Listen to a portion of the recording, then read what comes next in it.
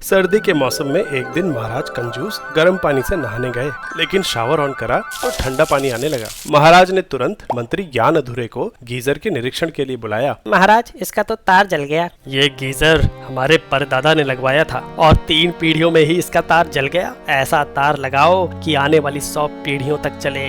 जो आ गया महाराज। मंत्री दुकान तार लेने गया, लेकिन वहाँ तो कई तरह के तार थे, कुछ पतले तो कुछ मोटे। पिछला तार गर्म होने की वजह से जला था, अब उससे पतला तार लूं या मोटा? कौन सा तार कम गर्म होगा? उसने फिजिक्स की किताब पढ़ी। तार का गर्म होना उसकी रेजिस्टेंस पे डिपेंड करता है, जो कि क्रॉस सेक्शनल एरिया पे निर्भर करती है। मोटा तार मतलब कम रेजिस्टेंस और पतला तार मतलब ज्यादा। लेकिन किताब में हीट लॉस के 2 फॉर्मूले थे। एक फॉर्मूले में तो रेजिस्टेंस बढ़ने पे कम हीट जनरेट होगी और दूसरे में ज्यादा। कौन सा सही है? एक्सपेरिमेंट करके देखता हूँ। उसने 1 और 5 ओम के 2 रेजिस्टर्स लिए और उन्हें ऐसे एक बैटरी से जोड़ दिया। कुछ देर बाद जब उन्हें टच करके देखा तो 1 ओम का रेजिस्टर ज्यादा गर्म था और 5 ओम का कम। मतलब ये वाला फॉर्मूला सही है, ज्यादा रेजिस्टेंस वाला तार कम गर्म होगा, वही लेना चाहिए। ज्ञान अधूरे ने पतला तार ले लिया, जिसका क्रॉस सेक्शनल एरिया पिछले तार का 1/4 था, तो सेम लंबाई के लिए इसका रेजिस्टेंस 4 गुना ज्यादा होगा। वो खुशी खुशी पतला तार लेके गया और गीजर से जोड़ दिया। पर ये क्या, गीजर ऑन करने के थोड़ी देर बाद ही तार जल गया। ये क्या हुआ?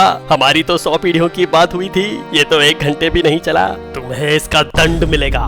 महाराज, एक और मौका दे दीजिए प्लीज। एक और मौका तो मिल गया, लेकिन मंत्री ज्ञान अधूरे से गलती कहाँ हुई? मंत्री के एक्सपेरिमेंट में बड़े रेजिस्टर पे हीट लॉस कम हुआ, वहीं गीजर में तार का रेजिस्टेंस बढ़ाने पे हीट लॉस बढ़ गया। हाँ, ऐसा कैसे हुआ? क्योंकि तुम्हारे एक्सपेरिमेंट में रेजिस्टर्स पैरेलल में लगे थे और गीजर में सीरीज में। बैटरी से लगे दोनों रेजिस्टर्स के अक्रॉस वोल्टेज फिक्स था, इसलिए इस फॉर्मूले से हीट का सही अनुमान लग गया, जिसमें रेजिस्टेंस बढ़ाने पे उसके अक्रॉस हीट लॉस कम होगा। गीजर वाले सर्किट में 2 रेजिस्टर्स सीरीज में लगे हैं। एक रेजिस्टर है गीजर की कॉइल और दूसरा इस तार की रेजिस्टेंस। इस केस में दोनों रेजिस्टर्स के अक्रॉस वोल्टेज अलग अलग होगी, लेकिन करंट बराबर होगा। इसलिए यहाँ हीट लॉस का ये वाला फॉर्मूला इस्तेमाल करना ज्यादा सही रहेगा। ये करंट ओम्स लॉ से निकाल सकते हैं। गौर करने वाली बात यह है कि हीटर का रेजिस्टेंस तार से बहुत ज्यादा है, इसलिए मोटे और पतले दोनों तारों के लिए करंट की वैल्यू लगभग बराबर होगी। क्योंकि पतले तार का रेजिस्टेंस 4 गुना ज्यादा है, इसलिए तार में हीट लॉस भी 4 गुना हो गया